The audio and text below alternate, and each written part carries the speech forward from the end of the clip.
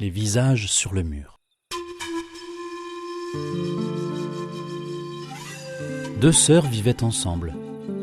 L'aînée était très belle et la cadette très laide.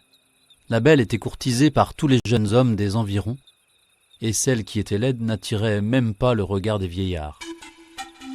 Et pourtant, la vilaine avait un cœur en or et la belle était méchante et prétentieuse. Ainsi va le monde. Un soir, la jeune fille laide se dit « Ici, rien de bon ne m'attend. Je construirai une maison à la montagne et j'y vivrai seule. Plus personne ne verra mon visage ni ne se moquera de moi. »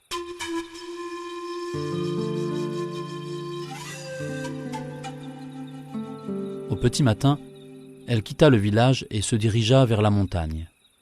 La jeune fille marcha toute la journée et ses jambes étaient fatiguées lorsqu'elle aperçut enfin un filet de fumée s'élever au-dessus de la vallée.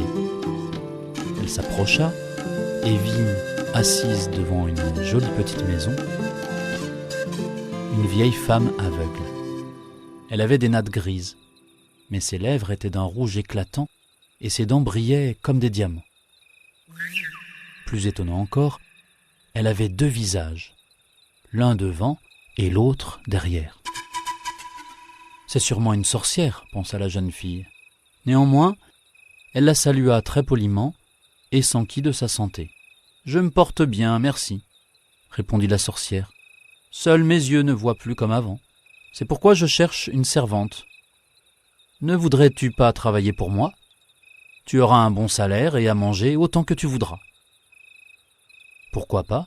répondit la jeune fille en se disant « Je serai bien ici et les yeux aveugles ne verront pas ma laideur. » La jeune fille laide travailla donc chez la sorcière et s'en trouva bien.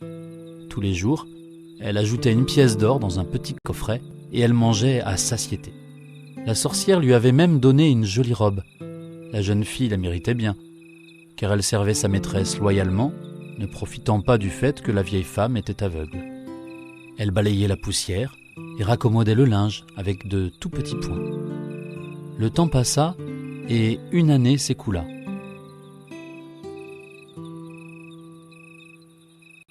Ton service chez moi se termine, » dit un jour la sorcière à la jeune fille.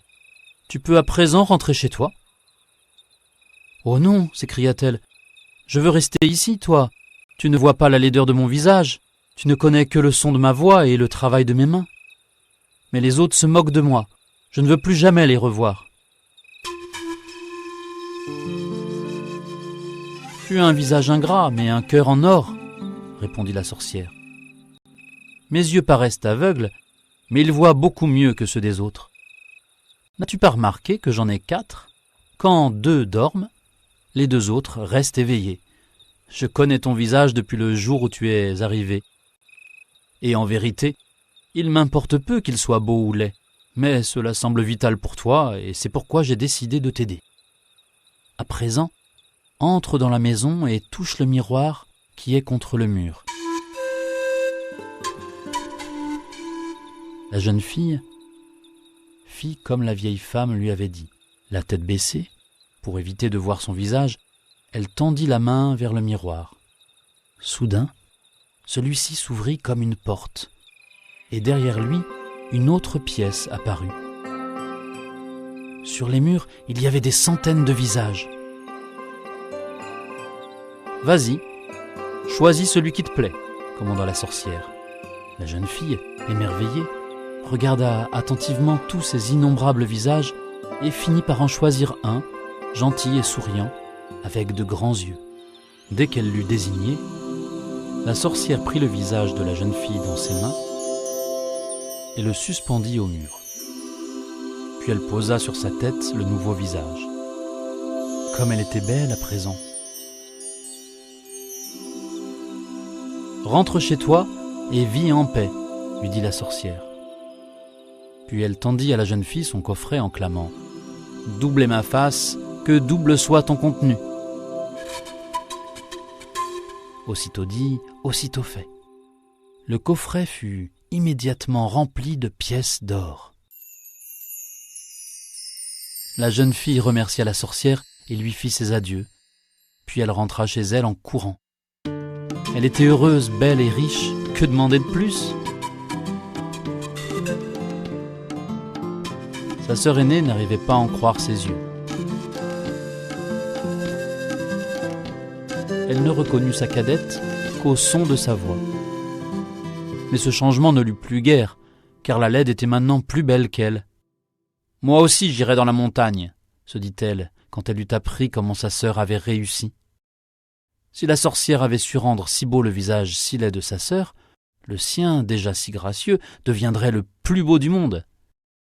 Puis, sans tarder, la sœur aînée prit la route.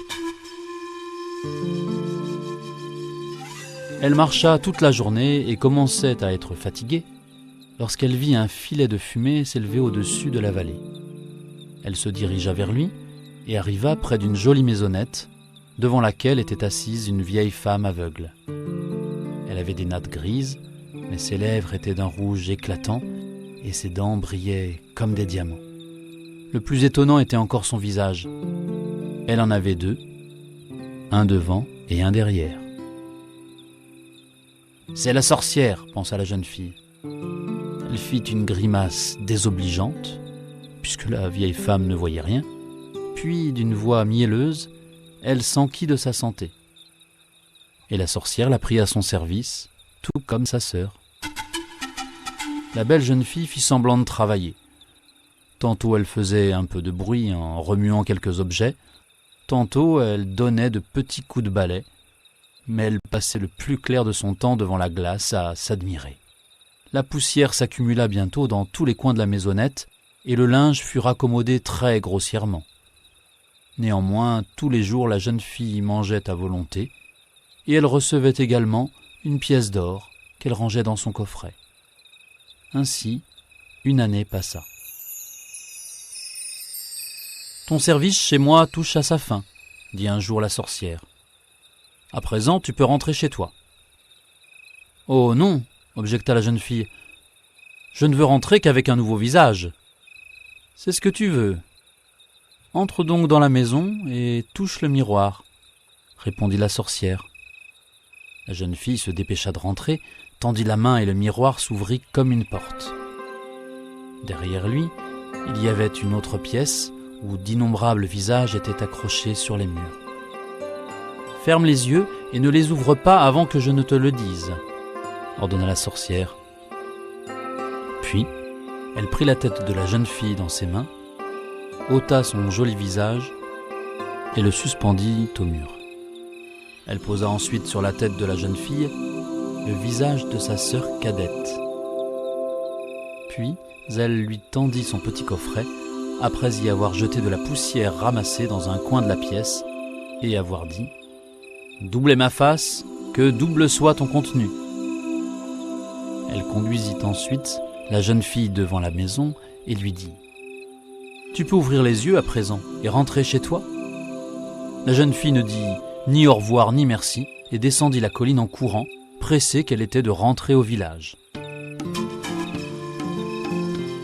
Vous pouvez aisément imaginer ce qu'elle ressentit quand elle se vit dans un miroir et qu'elle entendit les quolibets des voisins. Lorsqu'elle ouvrit le coffret, un nuage de poussière s'en échappa et se posa dans ses cheveux. Elle ne réussit plus jamais à les démêler. Elle fut si honteuse que très vite, elle quitta le village. Personne ne sut où ses jambes l'avaient guidée. Plus jamais dans la région, on entendit parler d'elle. Sa sœur cadette épousa un homme beau et aimable, et ils vécurent heureux et en paix. Certes, le beau visage de la jeune femme allait vieillir un jour, mais un cœur bon le reste toute une vie.